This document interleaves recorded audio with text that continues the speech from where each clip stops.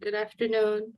Welcome to Parent Panel, How to Be an Effective Advocate for Your Child with a Disability, sponsored by Care Design New York. My name is Sita Budrum, and I'm a coordinator of operations at ADAPT Community Network. I oversee several residential homes in the Bronx, as well as the overnight respite program. We provide services to adults and children starting as young as 3 years old and provide services to all 5 boroughs. A couple of housekeeping rules. Please put your questions in for the speakers in the Q&A function. If you're having any technical difficulties, there will be answers to common questions in the chat section. This session is also being recorded, so you can watch it again online at adaptcommunitynetwork.org and follow us on social media at Adapt We Change. It is my pleasure today to welcome you to today's session featuring moderator Winnie Schiff and panelists Michael Bolton, Rima Izquierdo, Diane Perugia, and Edie Weber. Winnie has been the Associate Executive Director for Legislative Affairs at the Interagency Council for Developmental Disabilities Agency since 2008. Prior to that, she worked at AHRC New York City for 21 years as the Director of Marketing and Special Projects, and was instrumental in developing the largest supported employment program for people with developmental disabilities in New York City. Michael received his bachelor's degree in sociology from the University of Hartford in 1974 and entered the IDD field in 1978. Working for UCP of New York State, providing recreation opportunities and residences throughout New York City. He went back to school and received a master's degree in therapeutic recreation and developmental disabilities from LIU in 1981, as well as doing his clinical internship at working at the Willowbrook State School on Staten Island. Rima is the District 75 Leadership Team Bronx Parent Representative and Chairperson, Consumer Advisory Council for Rose F. Kennedy Center, Children's Evaluation and Rehabilitation Center, Bronx Developmental Disability Parent Council member. Her career of advocacy, leadership, and charity started at a young age. As a teen, she was appointed the liturgical leader of her local parish, volunteered at nursing homes, taught CCD, and participated in many charity events within her community. Diane is a parent of a child with autism spectrum disorder and chair of Staten Island Developmental Disabilities Council. Diane and a group came together to form the Grace Foundation to support and offer services for families affected by autism spectrum disorders. She has chaired national autism conferences, and in 2010 was appointed by former borough president John P. Molinaro, to the New York City Department of Education's panel for education policy. Edie is a mother of a child with autism.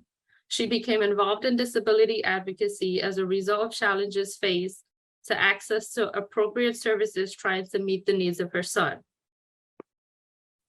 Edie currently serves as the family vice president of the Bronx Developmental Disabilities Council and the parent co-chair of the Children's Family Support Committee. Let's get started. Welcome our panels. Thank you very much. Welcome, everybody. We'll have about 15 minutes for questions at the end of the presentation, so think about what you want to ask. I am thrilled to be here with these stellar parent advocates who are about to share their secrets for effective advocacy with you. I'll be asking them a few questions and they'll be answering, and then you can ask your own questions at the end. And I thought I should throw in that I also am a parent of 2 kids with IEPs, one who is about to graduate from a District 75 school. So we're all parent advocates together. So I'm going to jump right in and ask my first question, which is, how did you get started as a parent advocate? Who would like to address that one? I could jump in here, Winnie. Great. Good afternoon, everyone. I started advocating for my child when he was about 2 years old. And at that time, autism wasn't as prevalent as it is today. You know, my son is 24, his birthday was yesterday, so he's 24 years old. And at that time, he was, he's one of four, so he was my third child at the time. And at 2 years old, I started noticing very early on that he was not hitting all of his milestones. So I started taking him to the doctor, and my pediatrician really was brushing it off. But as a parent, you know that something isn't right. So I had a really hard time getting him diagnosed initially.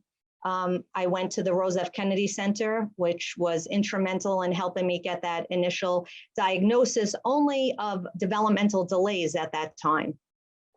And I really did everything. I filmed him with my video camera to show some of the issues that I was seeing at home to try and help with the diagnosis. So we started then applying for early intervention services, which again, at the time was very difficult. I live up in the Bronx, and trying to find a provider to come in my home in the Bronx to provide services was very difficult.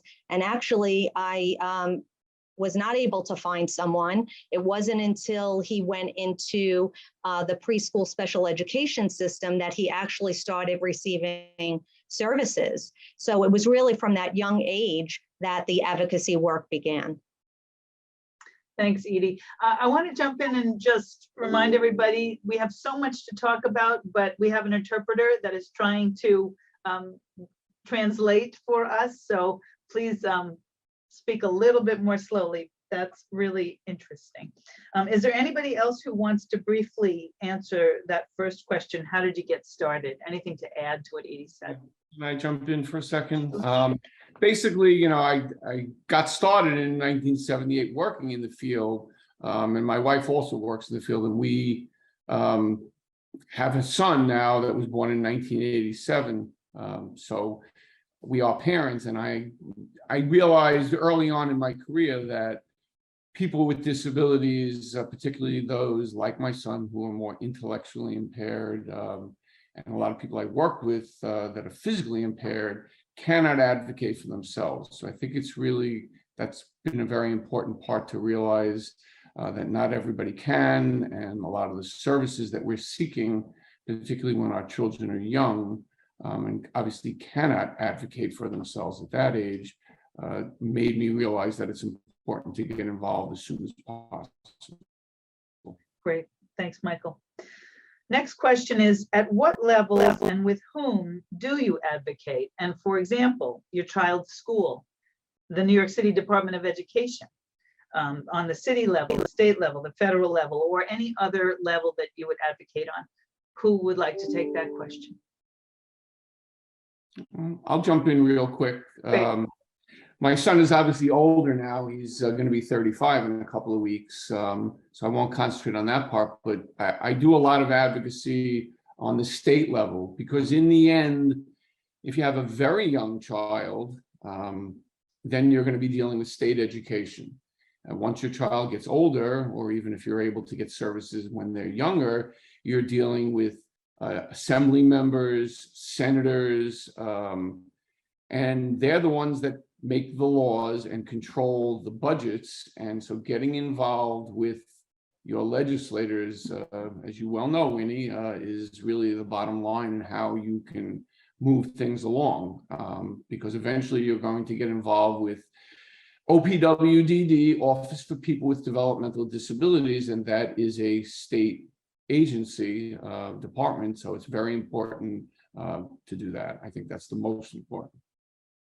Right, Michael, most of the money that supports our programs and services comes from the state, so that makes sense. Would anybody else like to talk about at what levels and with whom do you advocate? Sure, I can jump in here. I had the opportunity for 7 years to work with the Department of Education. My daughter was never in a Board of Ed school in New York City. I always did private with her. But I was appointed to the PEP panel, and that gave me opportunity to help the disabled, and I really enjoyed doing that work. I thought I could do more, but the little I did, I think did offer help to the disabled. I too agree with Michael. I focus my advocacy on state.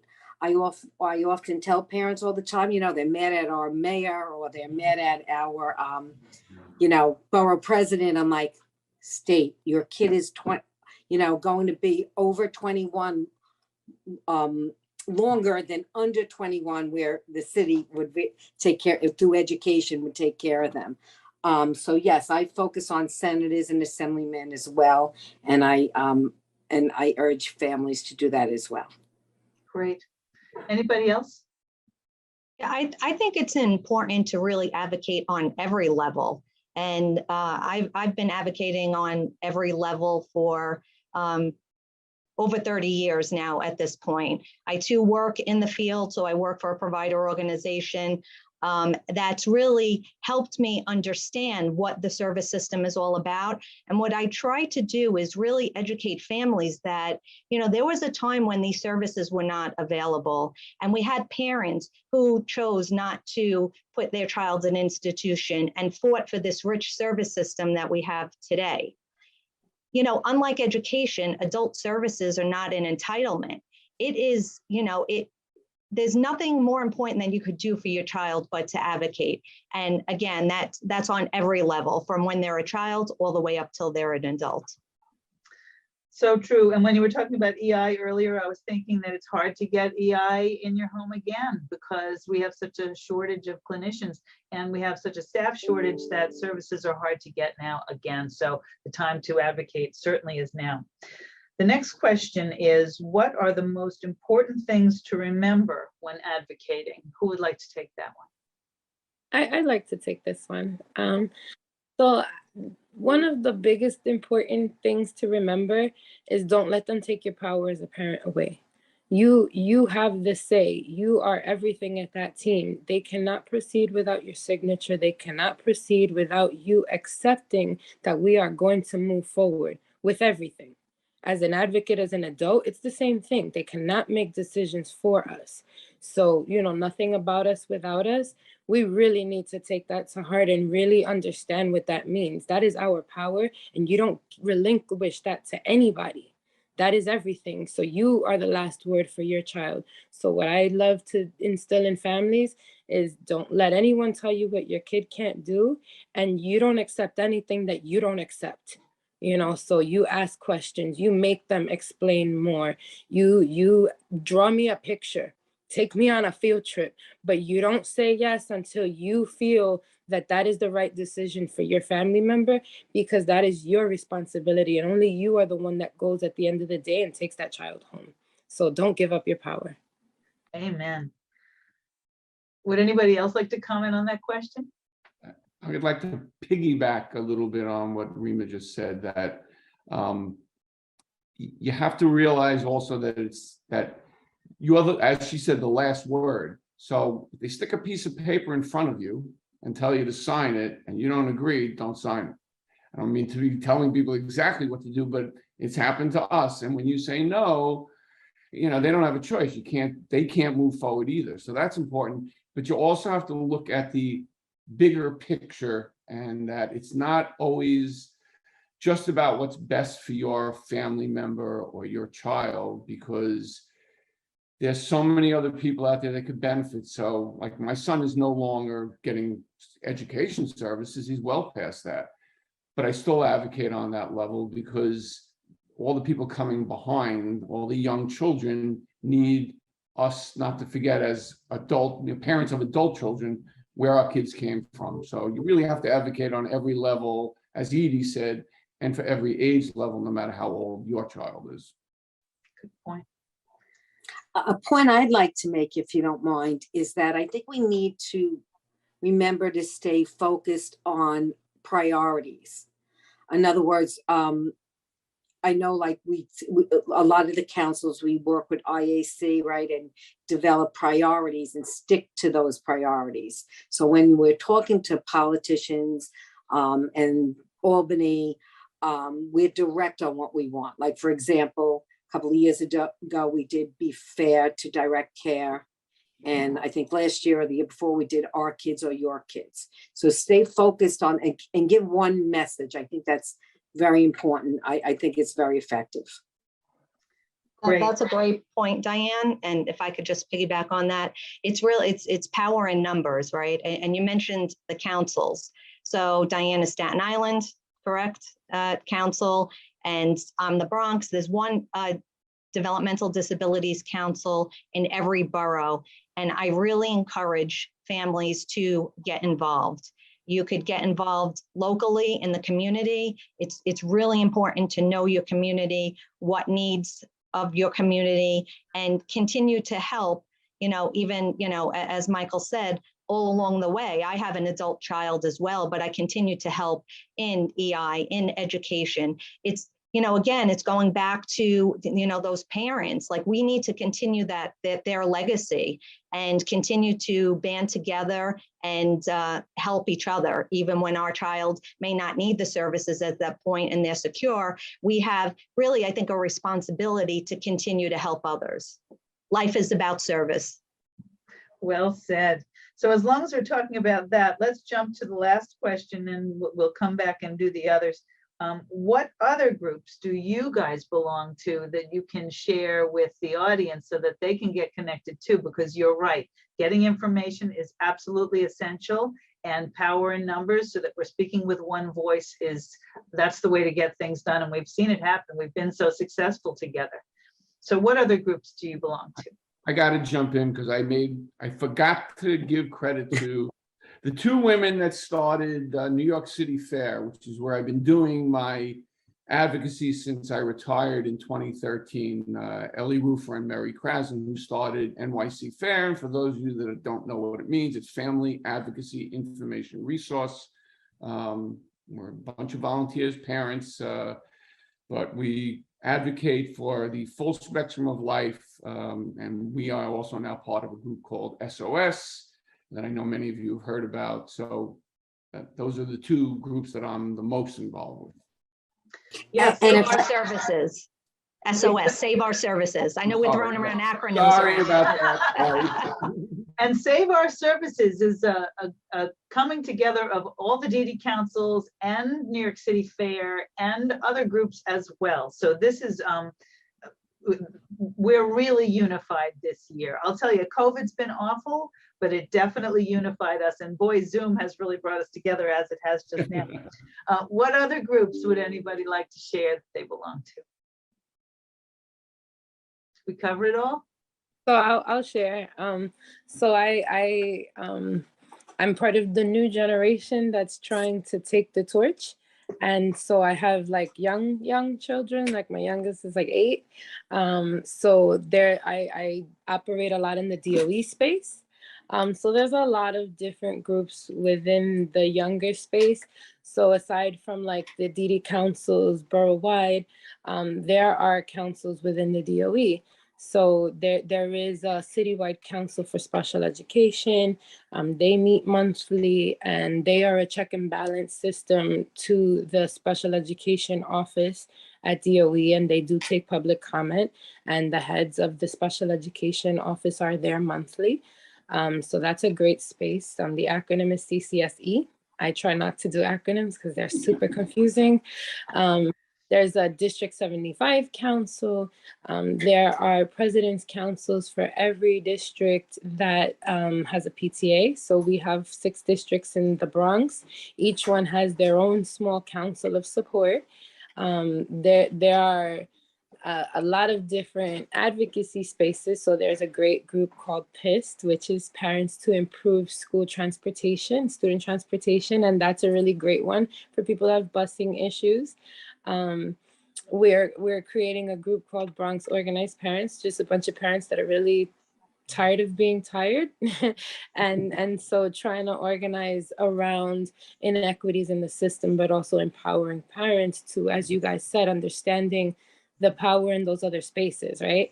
Advocating at the city, getting to know your city council person on a first name basis on speed dial, you know, talking to the education chairs of the assembly and the Senate, and going to the panel for educational policy, which is the school board for the city of New York.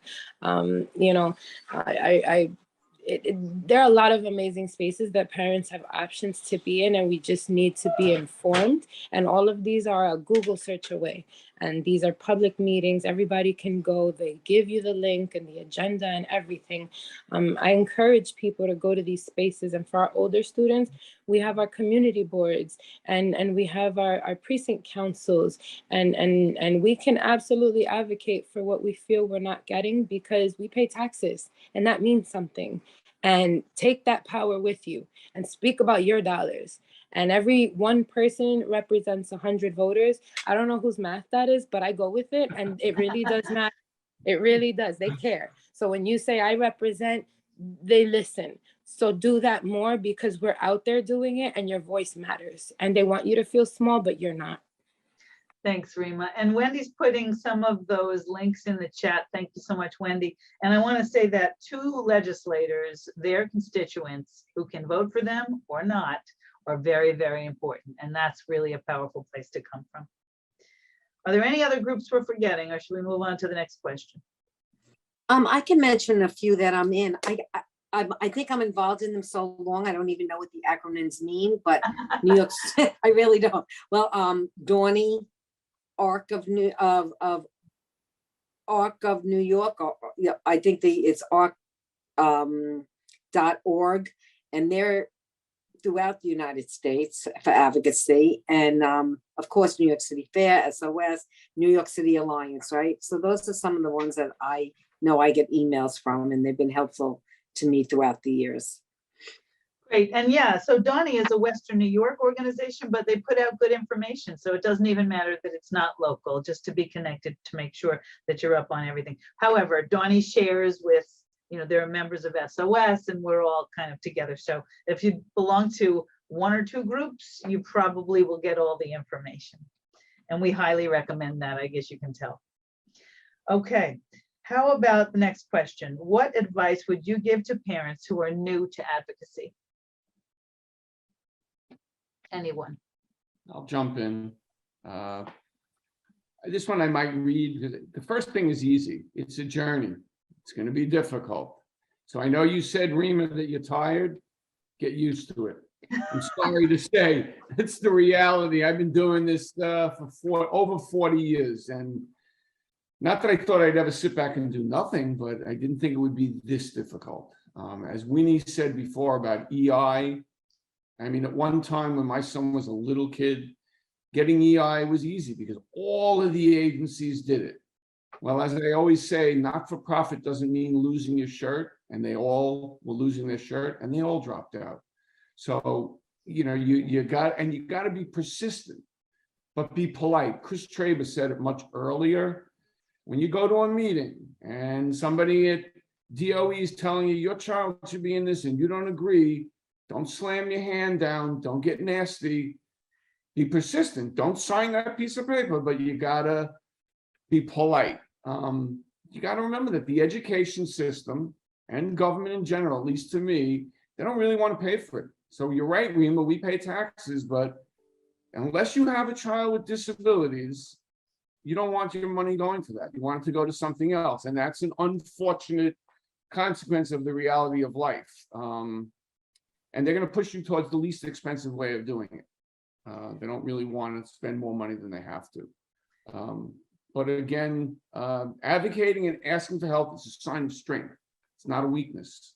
And you need to network and you need to get involved, you know, as soon as you can, and keep doing it for the rest of your life, because it looks like that's what we'll all be doing. So, and nobody knows our kids the way we do, right? We know them better than any professional, no matter what they come off as. And the other thing I wanted to just say is, come on, you have to admit once in a while it's fun to advocate, especially when we're all together. So We haven't been together physically in so long. You know, I know. we need to do it in person, because that's the best way to network. else has advice for new parents? Yeah.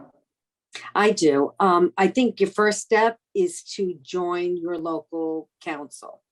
When you join the council, you will get information. Like Michael said, you will network and attend their monthly meetings, right? And especially now that we're doing virtual,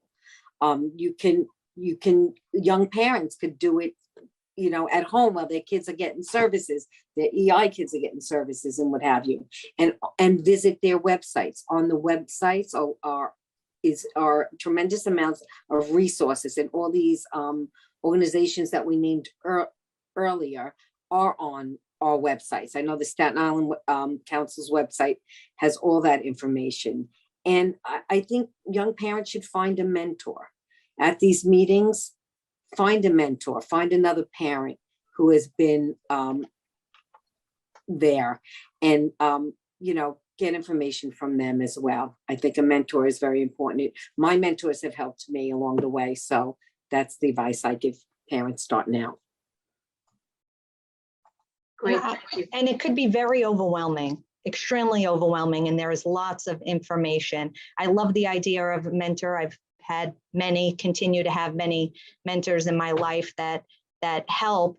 I think going back to the councils, it could be overwhelming, but each council also has different committees that might be helpful as well. So I was the parent co-chair of the Children's Services Committee for many years. Now that my child is no longer, in school, I'm kind of moving on as well to kind of, finish with education. And we combined education with family support services. So now those two committees came together. So you have your children's and your family support working together.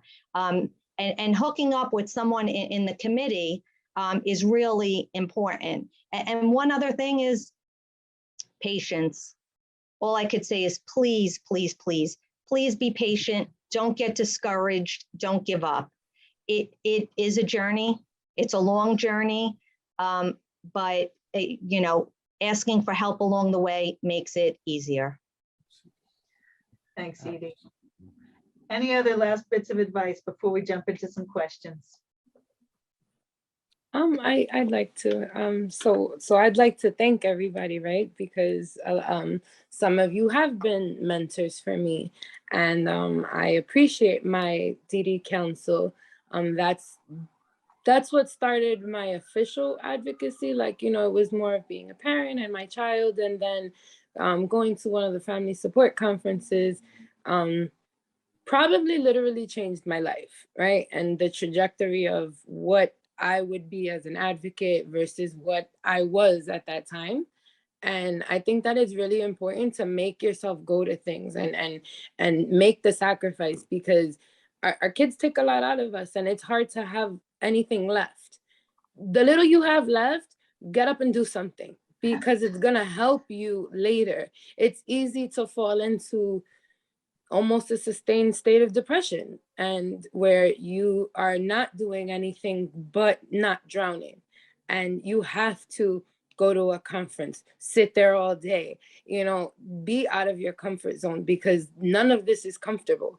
But you will meet allies along the way, and you will meet people and learn things that change you, and those changes are what makes this livable, possible, tolerable, acceptable. And then you become good at it, and then it becomes a little bit fun. And yeah, we do have fun when we're advocating, and the legislators are having feelings, and you can tell when you walk in that they have a feeling, and that's your power as a parent. And so I encourage everybody to if you don't have it, find it, because it's there. Thanks, Rima. And you reminded me that I want to say that legislators are, by and large, good, caring people who don't know anything about our problems, so they really rely on us to tell them. And it really is fun. It takes a long time to get success. You have to be patient, like Edie was saying. But when we do, oh my goodness, it's the best feeling ever. And just supporting each other through it all is a really important thing. So I'm sorry, Winnie. Sorry for the interruption. Just a quick reminder that you guys have about 10 minutes before you start taking questions. So to everybody who have any questions, you can start putting it in the Zoom box with the question and answer section. And you guys have about 10 more minutes, okay? Yeah, so please put your questions in the Q&A. I've got it open and I'm ready to pose them to our panel. Can I? add I one do more thing? have, Sorry. I have two comments I would like to make, if you don't mind, Winnie. One is, if you, I feel like if you have an opportunity to meet with a politician, like give examples when you have that opportunity, you know, like, Tell your you know, story. tell your story. And not only that, you cannot, and bring a photo of your child. I think that's important too. Tell your story, bring a photo, and talk about your friends' issues as well. You know, like I know of a family, the parents are 90 years old, the 70-year-old disabled individual is in a group home. Is in a nursing home now, because there is no opportunity for them. You know, put yourself in their shoes. How would you like that? Or tell them what a backfill is. And when the state tells us, you know, we have, 3,000 openings, that they're really backfills and stuff like that. Like give examples. I think that's important. I think throughout the years, as we're advocating, we use these acronyms and we all understand what we're talking about in our own language, but they don't. So like really just tell them like it is and use examples. And one other thing I do want to bring up is that don't forget to follow through, right? When advocating, at the end of the day, follow through. When our groups tell you to please write a letter or fax or make a call or do the one click, let's do it, you know? Mhm. You know, so that's really important. Really good, thank you. So Can I add Yeah, one? you quick- can. Real quick. I wanted to say that Rima, being, I believe, no offense to the other ladies, I believe is the only parent on this panel with a young child. For those of you that are watching this that have young children like her, not that we shouldn't be involved as we get older, but we need more young parents, because as I believe Edie said earlier, the passing of the torch. I mean, I worked in the Willowbrook State School, so I can tell you the worst, which I won't get into because that it might get dark before then. But the reality is that, you know, my generation picked it up from them, and we need the Rimas that are watching this who have the young children to get up and get involved, because we're not going to be here forever, and nobody is. And that is when you said that, Rima, I just, you know, I almost cried thinking about it, because it's just so important that you need to get involved, please. Thank you, Michael. So somebody asked in the chat, they said that paras are paid so poorly that there's a lot of turnover, and will there be any opportunity to raise those salaries? So I want to say that due to really fierce advocacy, we got an 11% increase for our schools. Now there's all kinds of other issues associated with that we're still advocating for, but hopefully that 11% will go toward raising paras and teachers' salaries so that we don't have as big a problem. And we're working also on salaries. Our big push for OPWDD issues this year is to increase salaries for direct care workers, including DSPs. And we're all about to work on that, and please join us in doing all that. Now, let me see what else we've got here. Somebody has asked, are New York parents fighting to allow parents as paid caretakers for people age 18 and under? That California allows it for CDPAP and OPWDD respite, et cetera. So I'm not that well versed on this issue. I know that there was some talk about it last year, and I am now going to look into that because I know there's a problem in New York that way. Does anybody on the panel know something about that? Have you been involved? Okay, I'm writing it down now, and I promise that I will look into that one. Okay. Are there any other questions? Here's one. As a professional studying to be school counselor, what can I tell parents who want to be more involved in advocating for their child or children, and who do I refer them to? Somebody who's trained to be a school counselor. Well, I think they could be referred to the school itself, as Rima was saying, there's lots of resources within the school system, District 75 and local community schools. But again, I think it's important to really get people involved in their communities, in the local DD councils. New York City Fair is an excellent resource. Lots of information on the websites. You know, I think that the family support guide, I know the Bronx Family Support Guide is up on our website that has a list, and we do a lot of work on an annual basis to give you a list of all providers in the Bronx that provide services from, you know, school age to adults. And that resource is available. So I definitely would refer families to these websites to find out more information. I agree with you, Edie. The Family Support Advisory Council for each borough is a good place to start. And in Staten Island, we have a brochure as well that's updated yearly, and the link is on our website as well. Great. And I have to say, I've been involved for so long, and it's really very, very sad to see we had such robust service system in the Bronx. And it was mentioned before with EI that many providers closed the doors and no longer provide not only EI services, but lots of other services. And, you know, it's frightening, again, to see what the guide was, because I've been involved in the DD councils, you know, for 30 years, to see what that guide was. Again, because of all those families that fought so hard to build the service system, to see what it is today, it's really frightening for me. And I say it to whoever can listen, really, we need more people to get involved, and we need the younger families to get involved and stay involved. Absolutely. We have a staffing crisis that's killing our entire service system from top to bottom, and we have to do something about it. And the louder and more unified we are, the more successful we'll be. So please do join us. The next question is, what is the best way to advocate to get a paraprofessional one-to-one for my child in a 12 to 1-to-1 class? What criteria does the DOE use to approve a para one-to-one? And I don't know the answer to that. Rima, do you, or somebody else?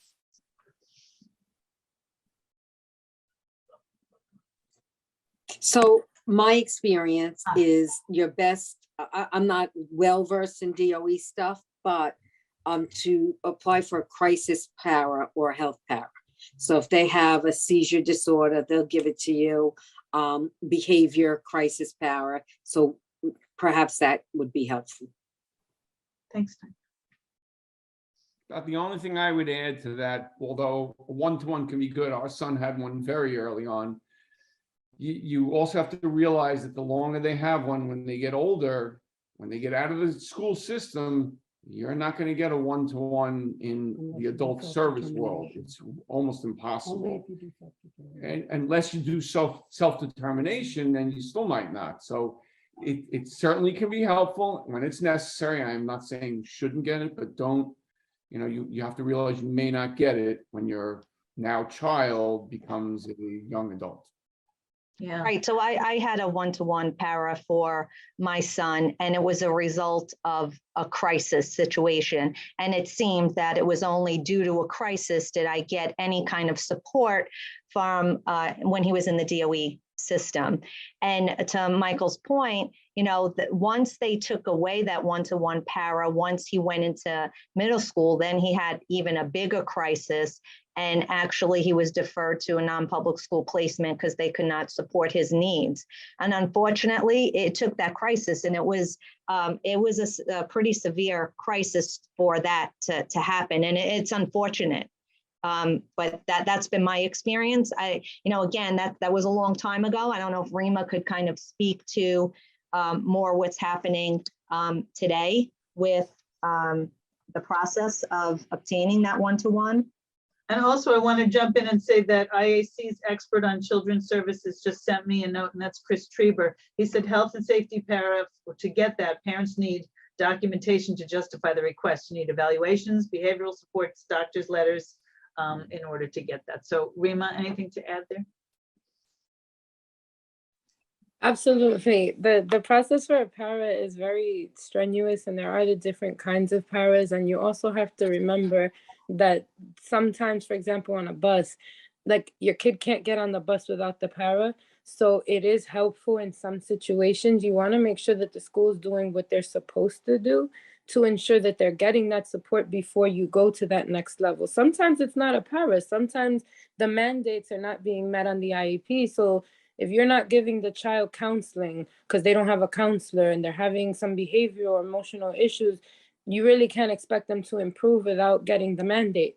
So you want to examine every part of it. And then, yes, you want to keep up to date on your doctor stuff. You don't want to miss visits. You want to make sure you have all your documents and copies of your documents, because that is the biggest thing that I find that delays parents from getting support for their student. I have to go to the doctor. I needed an updated medical. I need a new psychosocial. I need a new psychological.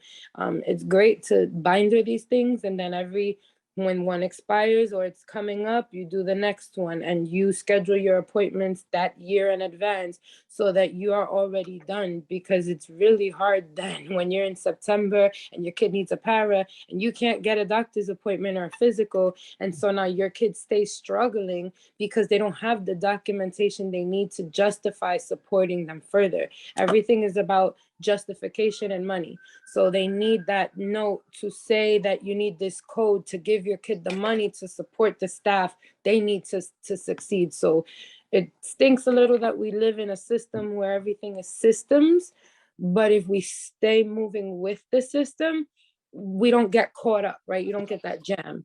So keep on top of your stuff, and on top of your school. Ask questions, demand things. I saw that question about the charter school. They have to give you your stuff too. The special education regulations are state ed. That is not a city thing. They can't change it from school to school. That is state ed, and they all follow state ed rules. I have a few questions. Oh, sorry. I just wanted to touch on what Rima said because it's important. And I learned this very early on from the best advocate I've ever known, like professional advocate, and that's Chris Treba. He told me when I was having all these struggles, even from preschool special education, make a binder and keep every single document that you were ever given and put a picture of your child on that binder so that when you're going into the school, they could see your child and they're not just looking at the documents and reading the evaluations. They could put a face, right, to that report. That is so important. And a lot of times they were scared when I walked in and I didn't have my advocate with me. I walked in myself.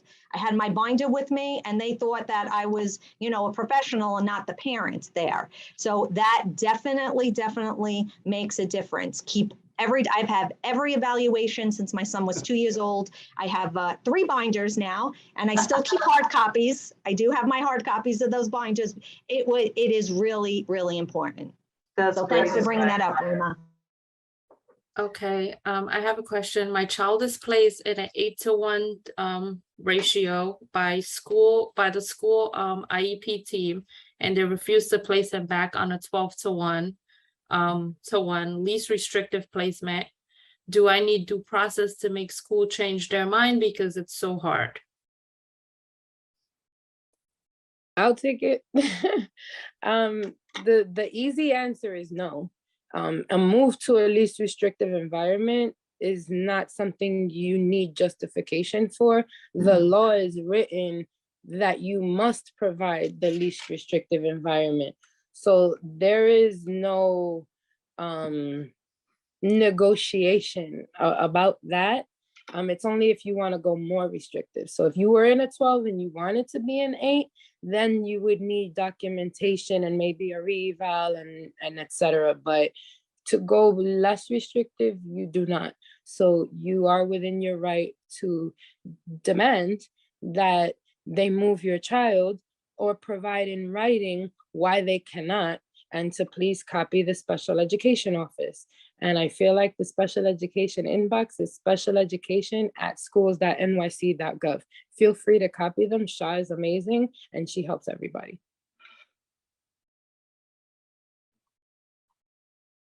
Caveat, consider why they don't want to move your kid to a 12. Ask why, because maybe they feel that there are some concerns, or maybe the 12 that they have available is not appropriate. So do ask, because sometimes there is a really good reason, right? Maybe the mix in that class is perfect and the 12 is not. And then maybe you want to make that move in the summer, so that if it doesn't work out, it's not high academics, it's not high, a lot of people in school, and you can adjust the IEP back if it doesn't work out. But it does take time to move in reverse. So once you go less restrictive, it will take you time to get that 8 back if it doesn't work out. So I see a good question in the chat, and it says, what does it mean to, like, what does advocate really mean? Like in day to day, is it about attending a lot of meetings? I have very young children and very limited time. So since I have young children, I'm going to answer the question because I'm going to be honest. I hear you. I have dragged my kids to more events, meetings, presentations, you name it, block party, mayor's safety town hall, in the PAL on Longwood, packed to the brim, no AC working in August.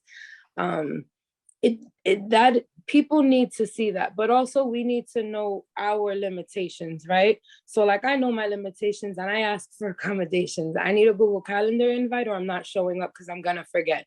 If you don't email or text me, it's not written down somewhere, it's not happening. It didn't even happen. Don't ask me because it's gone, because I have 4 kids.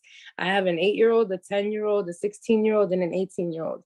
3 out of 4 have a disability, and the one that doesn't have has a 504.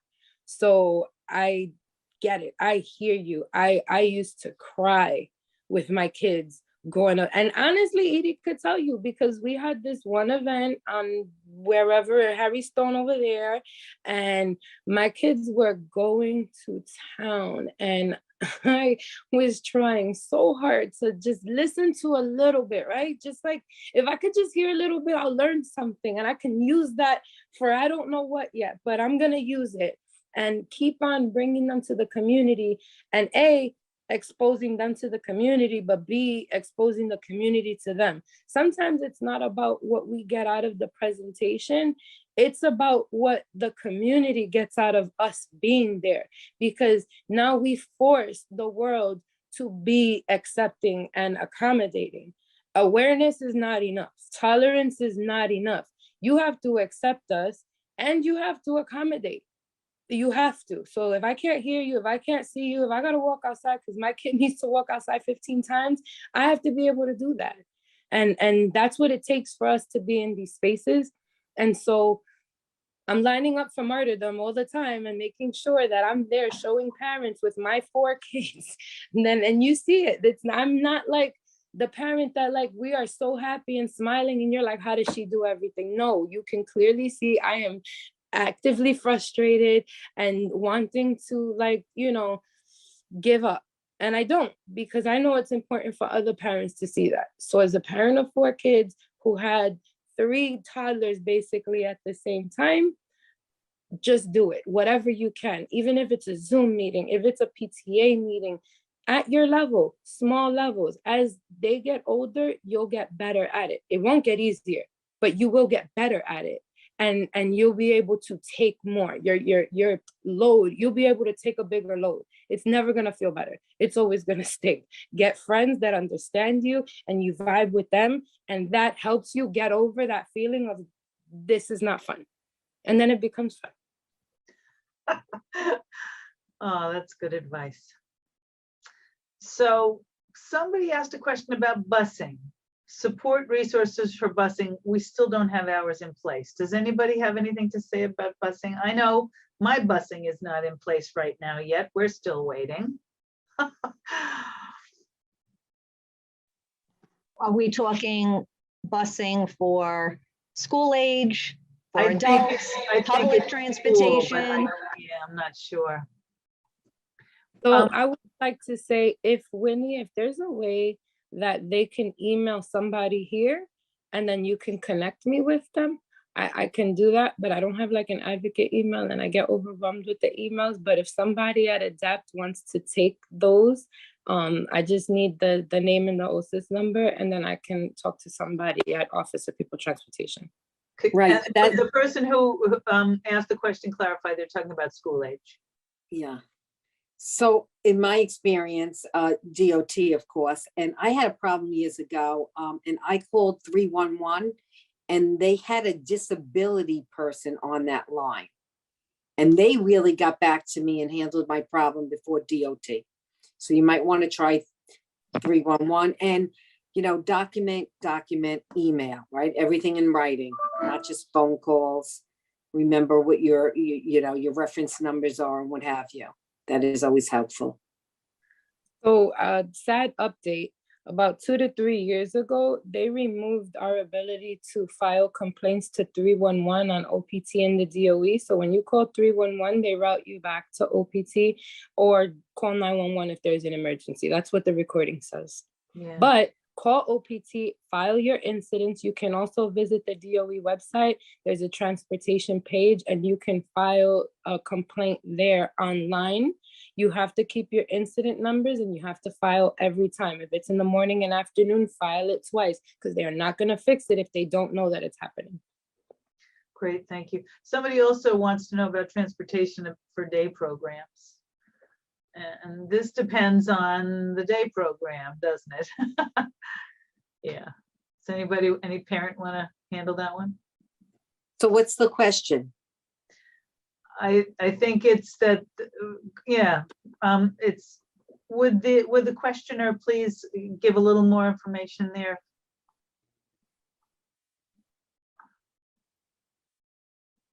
But I will say, while we're waiting for clarification, that there is a terrible shortage of bus drivers. And, you know, my daughter does not have transportation. We drive her and pick her up every day.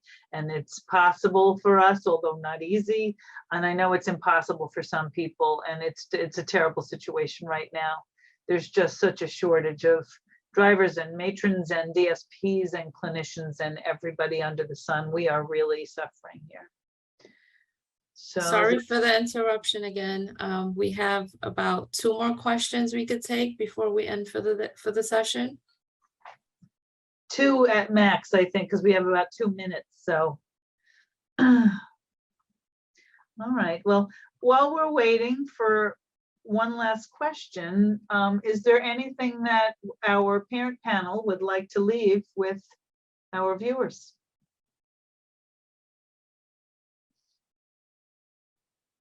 I'll just say what all of us have already said. You got to get involved. If you're not involved and you just want to complain, you're never going to get anything done. So advocate everywhere that you can, but you got to get involved. And again, it's really the most important thing you could do for the life of your child. And like And- we said, it does get fun eventually. I guess so. I don't know if I agree with that, but you have to have a sense of humor, right? Yeah, And I'm going to say it again, follow through, right? Follow through with your advocacy. Do those 1 clicks, write those letters, fax, make the phone calls, because we can advocate all we want, but we have to follow through with getting our message across. So I think that's really, really important. So there are parent advocate groups on Zoom. All of those, the DD councils, New York City Fair, they all do Zoom. So join one of those. And I guess we're probably out of time right now. So thank you so much, panelists. I enjoyed being with you today and everybody who asked questions. Thank you. Have a wonderful day. Thank you for Thank you. joining Thanks us. to everybody else. Have a great day. Thank you.